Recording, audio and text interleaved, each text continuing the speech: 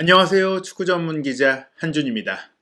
토트넘 호스퍼와 리버풀의 운명의 승부 2021-2022 시즌 프리미어리그 36라운드 맞대결 한국 시간으로 5월 8일 일요일 새벽 3시 45분에 킥오프하는데요. 이 경기가 리버풀의 우승 도전, 토트넘의 챔피언스리그 진출권 도전으로 인해 최대 빅매치로 프리미어리그 공식 홈페이지도 주목하고 있습니다. 프리미어리그 공식 홈페이지에서는 손흥민 선수를 메인으로 앞세웠고 또 손흥민 선수와 살라 선수의 맞대결에 대해서도 주목을 하고 있는데요. 특히 이번 경기 리버풀이 정말 훨씬 우세하다, 리버풀이 이길 것이다 이런 전망들이 있지만 손흥민 선수가 변수가 될 것이다라는 것을 프리미어리그 공식 홈페이지의 전문 분석가가 지목하면서 화제가 되고 있습니다. 올 시즌에 토트넘에 입단해서 프리미어리그 최고 센터백으로 평가받고 있는 로메로 선수까지 손흥민과 로메로가 만약 최고의 모습을 이번에 보여준다면 토트넘이 반전을 만들 수도 있다. 바로 이런 전망인데요. 프리미어리그 공식 홈페이지에서 어떻게 분석했는지 해설해드리겠습니다.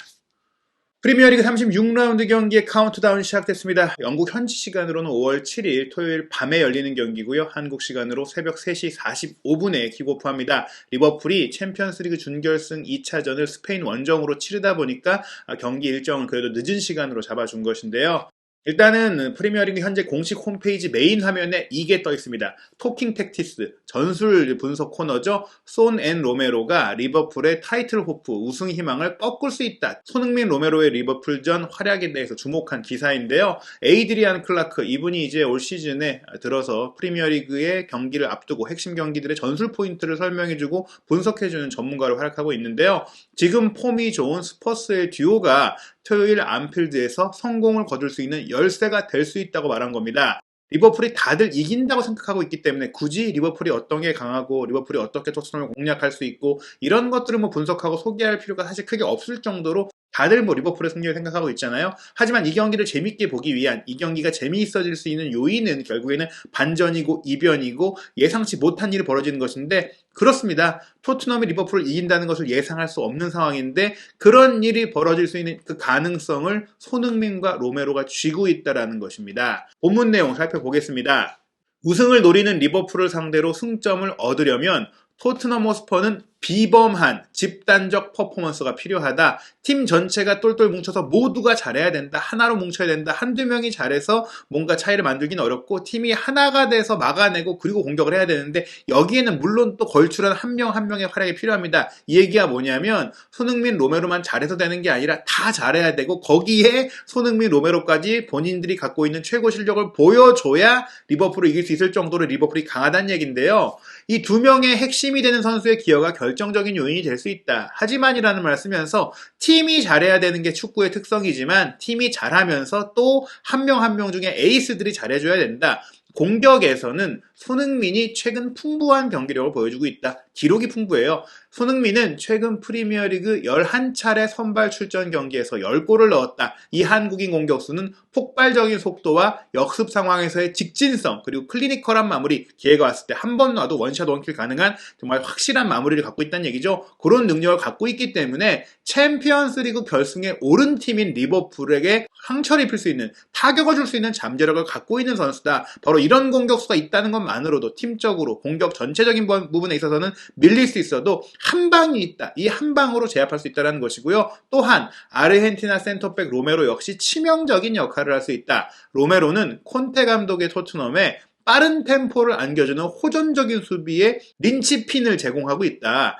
공을 운반하고 전진하는 기여까지 하는 퀄리티까지 갖고 있다. 이 얘기가 뭐냐면 내려서서 수비하는 게 아니라 달려들면서 수비한다. 앞으로 나가서 앞지역에서 문전 위험지역에서 커버하는 것뿐 아니라 달려들면서 수비해서 끊어내고 공격으로 가져가서 역습하는 데까지 기여를 한다. 수비의 시작이자 공격의 시작이다라는 얘기입니다. 여기에 이런 속도감을 갖고 있는데 역습할 때 손흥민의 결정력이 있다면 로메로가 끊고 달려들어서 패스하고 손흥민이 골을 넣는 그런 상황이 될 수 있다는 것이죠. 이 얘기가 로메로가 직접 패스를 하는 걸 떠나서 로메로의 기점 패스, 손흥민의 마무리가 가는 과정에 쿨루세프스키, 호이베르, 벤탄쿠르, 케인 연결을 하겠죠. 결국에는 로메로가 끊어내고 손흥민이 마무리하는 게 중요하다는 얘기입니다. 여기에 손흥민 선수의 주목된 점은 역시 왼발의 효율성, 왼발의 효과성인데요. 손흥민은 언제나 오른발 중심의 선수였지만 최근 몇 달간 그의 왼발은 오른발만큼이나 효과적이다. 손흥민은 에스턴 빌라의 4대0 대승을 거둘 때 해트트릭 시에도 왼발을 썼고 레스터 시티전에 탑코너를 찌른 짜릿한 왼발 가마차기 슈팅도 성공시켰다. 손흥민 선수가 양발잡이지만 그래도 오른발을 더 잘 쓰는 건 맞고 이전 시즌을 봤을 때도 왼발 비율도 꽤 되긴 했지만 그래도 오른발로 골을 더 많이 넣었거든요. 그런데 올 시즌 특히 최근 몇 달 사이에는 왼발 득점이 더 많아졌고 왼발을 더 잘 쓰고 있는데 이 요인 중에 하나로 보는 것이 사실은 양발을 잘 쓰고 왼발을 더 단련한 것도 있고 상대가 손흥민 선수를 너무나 잘 막고 열심히 막다 보니까 그 차이를 만들기 위해 허를 찌르기 위해 손흥민 선수가 의식적으로 왼발을 쓰고 있고 결국에는 양발을 모두 잘 쓰는 점이 상대 수비를 더 혼란스럽게 만들면서 토트넘의 최고의 무기이자 또 손흥민 선수 최고의 무기가 되고 있다는 얘기입니다. 그러면서 토트넘 허스퍼의 공식 채널에서 손흥민 오른발잡이 맞아? 이렇게 얘기하는 그런 부분까지도 소개를 하고 있고요. 또 하나 손흥민 선수 이제 기록을 봤을 때 말씀드린 대로 여러 번 설명드렸지만 왼발이 약발이지만 19골 중에 11골을 왼발로 넣었잖아요. 또 하나 중요한 기록이 득점 전환율인데요. 이게 정말 어마어마합니다. 손흥민 선수가 2021-2022 시즌 중에 슈팅한 것 중에 33%가 골이 됐어요. 즉 3번 차면 하나는 골이 무조건 됐다는 얘기입니다. 이 정도의 그 득점 전환율이 나오는 게 정말 어렵고요. 그렇기 때문에 이 기록으로 인해 손흥민이 현재 프리미어리그에서 가장 치명적인 피니셔다. 이게 그냥 느낌으로 말하는 게 아니라 기록으로 증명이 된다는 겁니다. 물론 이제 에밀 스미스로우도 10골을 넣는 과정에 32%의 득점 전환율이 나왔고 바디도 10골 중에 30%, 자하도 12골에 26%, 마레즈 11골에 25% 높은 수치인데 손흥민 선수는 골의 양 자체가 굉장히 많잖아요. 그러니까 60번 정도 슈팅해서 20골이 나왔다는 얘기라고 볼 수 있겠는데 요게 이제 구체적으로 손흥민 선수의 또 하나의 가장 큰 특징을 이제 프리미어리그의 에이드리언 클락 분석가가 설명을 했는데요. 역시 속도죠. 손흥민의 가장 큰 특징 중에 하나는 마지막 수비를 제치고 전력 질주해서 골을 넣는 능력이다. 그가 제때에 맞춰서 왼쪽에서 중앙 전방으로 전진하는 플레이는 7년 전 북런던에 입성한 이후 토트넘에 입단한 이후 프리미어리그 수비수들에게 악몽이 되고 있다. 손흥민의 이런 침투와 질주와 슈팅은 알고도 당할 수밖에 없기 때문에 악몽이다. 잘 준비하고 이렇게 올 걸 아는데도 몰라서 당하는 게 아니라 알고도 당한다. 그러니까 악몽인 거예요. 올 텐데 어떡하지? 막아보자. 먹었네. 이게 정말 그 끔찍한 거죠. 무력감을 느끼는 겁니다. 그래서 선수들이 이제 막을 때 수비수만 막을 수는 없다. 리버풀의 오른쪽 미드필더가 손흥민을 수비하기 위해 커버를 해야 할 것이다. 조엘 마티프 또는 이브라히마 코나테가 리버풀의 오른쪽 센터백으로 나올 텐데 이 선수들은 손흥민이 치고 오는 공간에 준비가 되어 있어야 할 것이다. 리버풀 수비수들은 지난 1월 달에 또한 토트넘에 계약한 이후 손흥민에게 크로스를 보내면서 무려 5개의 골을 도와준 데안 쿨루셉스키도 경계해야 되고 또한 마찬가지로 5골을 손흥민에게 어시스트한 해리 케인도 조심을 해야 된다. 이 두 선수가 에스턴 빌라전, 웨스트햄전에 손흥민에게 이제 플릭을 내주면서 연결해주면서 공을 연결해줬기 때문에 이렇게 뛰어드는 손흥민에게 내주는 패스 케인과 쿨루셉스키가 하고 있기 때문에 이 선수들도 막아야 되니까 손흥민만 막다 보면 여기가 비고 또 이 선수들이 내주는 그 공간을 활용하는 플레이가 결국엔 리버풀의 수비를 흔들어 놓을 수밖에 없다라고 예상하는 것이죠. 올 시즌 손흥민 선수의 효율성 140.95분당 한 골입니다. 엄청난데 토트넘 내에서도 압도적인 기록입니다. 베르바인이 출전 시간이 적은 것에 비해 많은 골을 넣고 있지만 그래도 171분당 한 골을 넣고 있고 케인 선수는 전반기에 부진했다 보니까 후반기에 정말 잘하고 있지만 220분당 한 골이 나오고 있거든요. 올 시즌 손흥민 선수는 57회밖에 슈팅을 안 했어요. 60회도 안 됐던 것이죠. 그 중에서 44회의 슈팅이 유효 슈팅이었다. 그러니까 빗나간 슈팅이 거의 없는 거예요. 그 빗나간 유효 슈팅이 안 된 것조차도 수비의 블럭에 막혔기 때문에 손흥민 선수의 슈팅은 웬만하면 골대 안으로 다 간다. 그 중에 19골이 나왔다는 것입니다. 이런 기록은 정말 대단하고 인상적인 수치다. 140.95분당 한 골이라는 기록도 페널티킥이 없이 나왔다는 것은 굉장히 인상적인 수치다라고 말하면서 올 시즌 최다 필드골 선수가 손흥민 선수다라고 얘기하고 있습니다. 여기에 로메로의 영향력도 소개가 되는데요. 로메로가 이제 안필드 원정 처음 경험하게 되는 상황인데 전투적인 스타일이다 보니까 팬들이 사랑하는 선수인데 기록으로 봤을 때도 드러나는 것이 태클 성공률이 가장 높은 선수가 로메로입니다. 경기당 1.95회의 태클을 지금 성공시키고 있어요. 경기당 2개 정도 태클로 공을 따낸다라는 얘기입니다. 2위가 이제 스트라이크 선수인데 1.68 회고요. 또 찰로바 선수가 1.63회니까 이 선수들이 또 출전 시간이 많지 않은 경우였잖아요. 로메로가 거의 경기당 2개의 태클을 성공하는 유일한 선수에 가깝다고 볼 수 있고요. 포지션 1, 공을 따낸 기록도 살리수가 7.59회로 굉장히 높은데 이게 맨시티전에 너무나 잘하면서 끌어올린 수치이기도 하거든요. 로메로가 7.12회, 태클 2번 성공으로 공 따낸 것도 있지만 상대에게 공을 따낸 것도 경기당 7번은 된다. 7번씩 공을 따내니까 이게 바로 공격 기회로 연결되는 거거든요. 로메로가 정말 엄청난 수비력을 보여주고 있는 것이고요. 그렇기 때문에 이제 아이드리안 클락은 이렇게 설명을 했어요.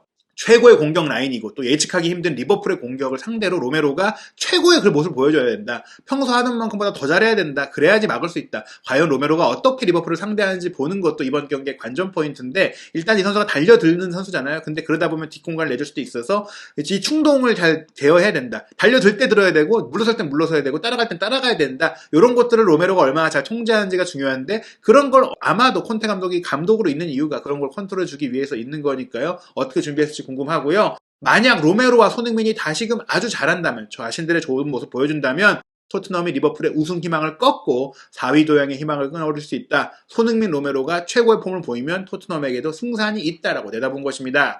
전술판을 보면 저희가 여러 번 이제 설명을 드렸는데 손흥민 선수가 마티프의 뒤를 무너뜨려야 돼요. 그러려면 아놀드가 손흥민에게 따라오지 못하도록 세세뇽이 함께 측면에서 존재감을 보여야 되고 파비뉴는 케인이 잡고 있을 겁니다. 그러다 보니까 혼자 뭐 3-4명에게 둘러싸이진 않을 건데 핸더슨이 수비를 도와주러 올 수 있잖아요. 그때는 벤탄쿠르가 올라와서 핸더슨을 현혹해줄 필요가 있는데 핸더슨의 폼이 최근 좋지 않고 마티프가 뒷공간에 약점이 있기 때문에 충분히 손흥민 선수가 기회를 잡을 수 있을 것이다 라고 생각이 들고요. 로메로, 디아스를 잘 막아내야 되고 또 이제 호이비에르가 티아고를 상대하고 로버트슨이 안쪽으로 들어온다면 로얄이 세세뇽보다 덜 오버래핑을 하면서 커버해 줬을 때 로메로가 순간적으로 공격에 가담하고 또 전진할 수 있는 기회가 있을 수 있고 로메로 쿨루세스키가 같이 붙을 수 있다면 리버풀에게 좀 허점을 만들 수 있다 뭐 이렇게 기대할 수 있겠고요.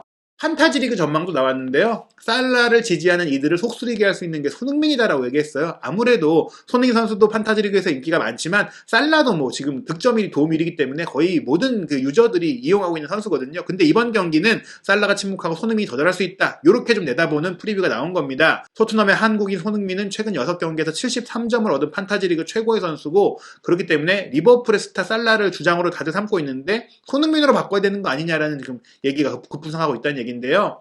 일단 토트넘이 아스널과 연기된 경기가 있다 보니까 판타지리그 매치위크 36에서 2경기를 치르게 돼요. 그리고 손흥민 선수 최근 6경기 8골 2도움 10개의 공격 포인트 어마어마하죠. 그러면서 이제 첫 경기가 리버풀전인데 리버풀이 강하고 토트넘이 못 이길 수도 있고 사실은 손흥민 선수가 리버풀 아스널 상대로 잘하긴 하더라도 이기는 게 또 포인트 중요하기 때문에 팀이 그래서 이제 손흥민을 주장으로 설정하지 않으려는 이들이 있겠고 또 살라를 가장 많은 이들이 이번 경기 좀 주장으로 선택을 하고 있는데 변수가 될 수 있다. 경기는 열어봐야 된다. 손흥민이 리버풀 아스널을 상대로 강했었다. 올 시즌에 이미 골도 넣었다.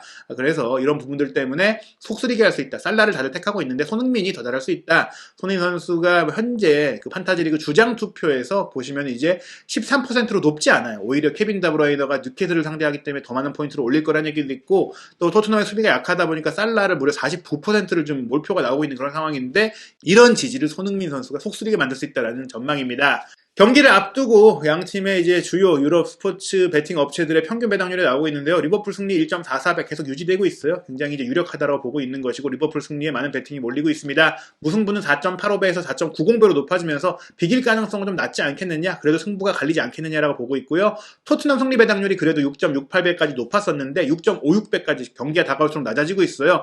토트넘의 배당률이 뭐 사실 토트넘이 열세긴 하지만 그래도 실력에 비해 이 차이에 비해 좀 크다 보니까 한번 걸어볼까 하는 베팅 들이 나오고 있는 것 같습니다. 요런 좀 혹시 모른다라는 이변을 기대해야 되는 토트넘인데요. 과연 손흥민 선수가 이런 많은 기대들을 이제 현실화시킬 수 있을지 경기 지켜보고 돌아오겠습니다. 한준TV 유튜브에서 새롭게 개설이 됐는데요. 새로운 한준TV 다시 구독해주시고 알림 설정해주시고 좋아요, 시청 부탁드리겠습니다.